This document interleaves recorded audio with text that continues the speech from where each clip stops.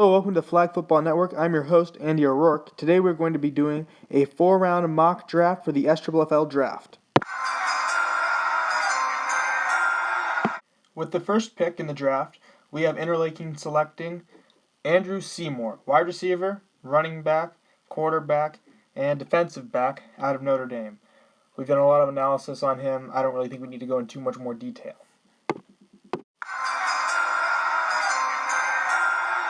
With the second pick in the draft, we have the Flint Tropics selecting C.J. Gomez, wide receiver out of Moore Middle School.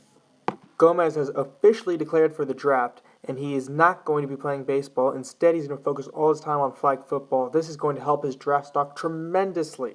Because of this, I think the Tropics will take him number 2 overall, knowing that he's going to be fully committed to the team and the sport, and they're not going to have to worry about him bailing on them halfway through the season. With the third pick in the first round, we have the Aptos, names to be determined, selecting Lawson Aradre out of St. Mary's. I know what you're thinking. Baby Gronk slipping to number 3 again? I know. You're probably wondering, if he's that great, why does he keep on falling? Why do you guys keep on hyping Lawson up? Well, the answer is simple. C.J. Gomez. C.J. Gomez is a big target and has speed. Lawson Aradre is just a big target. He's a tremendous player, but that speed's going to hold him back from going higher in this draft. And that's the reason we have him going at number 3 instead of number 2. With the fourth pick in the first round, we have the Watsonville Joseph selecting Jake Taylor, quarterback, wide receiver, and safety out of Salesian. Jake who? Jake Taylor, that's who. You're probably wondering, who the heck is this Jake Taylor dude? We haven't heard about him in any of the previous mock drafts. Why do you have him going so high now? The answer is simple. Jake has a huge frame and is a great jump ball receiver. He also has decent speed. He's like a poor man's C.J. Gomez. People compare him to Adam Thielen, but he also can play quarterback. He's got a solid arm and is a decent thrower. That gives the Josephs 3 possible quarterback options. And in a league where quarterbacks are few and far between, like the good ones at least, you can never have enough. This gives the Josephs 3 solid quarterbacks, all of which can also be tremendous receiving options. Entering the second round, we have Interlaken selecting Julian Mendoza, quarterback out of Monte Vista. Mendoza is a great quarterback option, and Interlaken needs one badly. They have 2 great receiving threats in E.J. Kelly and Andrew Seymour. Now they need someone to get them the ball. I believe Julian Mendoza is a great fit here.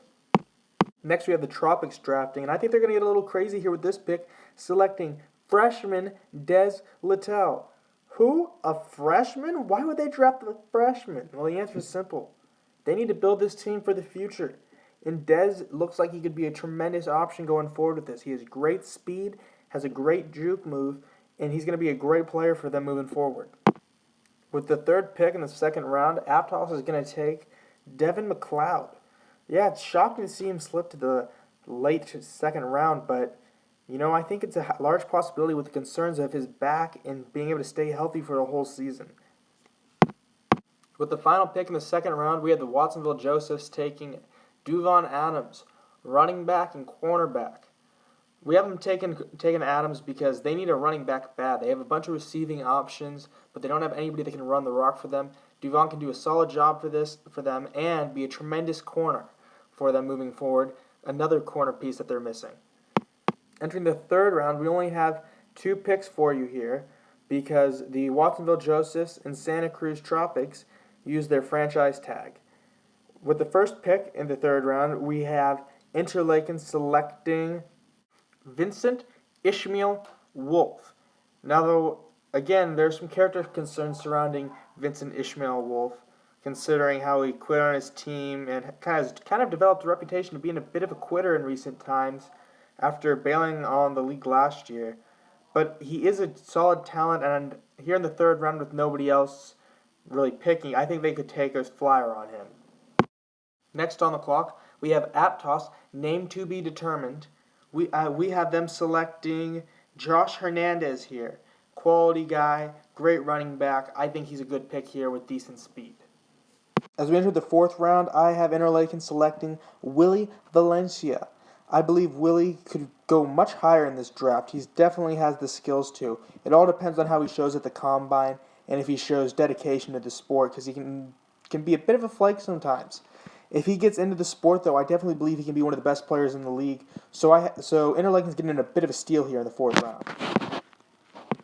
As we move to the second pick in the fourth round, I believe we have a bit of a surprise pick here again for the Tropics, selecting Dylan Kane out of Compton Preschool. I know he's the star of undrafted, and many project him to go undrafted, but I don't think that he will. I think he's shown enough skills and talent, and being on undrafted has really highlighted him as a prospect and given him some good publicity. I think he's going to end up getting drafted, and I think here in the fourth round he could be a decent player for the Tropics. Again, though, he has high upside, but also a very low floor. Some would say a basement. He could be Julian Edelman, or he could be, somebody way worse than Edelman. Probably like a Trent Taylor or something. Like a Trent Taylor if he had like a lobotomy. I have Aptos taking Charlie Garibay here, brother of Joey Garibay, quarterback of the Flint Tropics. He's a fast running back and a very good player. I think he's a solid pick here, and he could really develop into something good. Here, with the final pick in the fourth round, I have the Watsonville Joseph selecting Diego Ramirez. Diego's going to give them that big target in the middle of the field, solid tight end with good catching in traffic. I think he's a decent pick. His only problem is his speed and mental toughness, and will he commit for the entire season? Sometimes he can be a little flaky.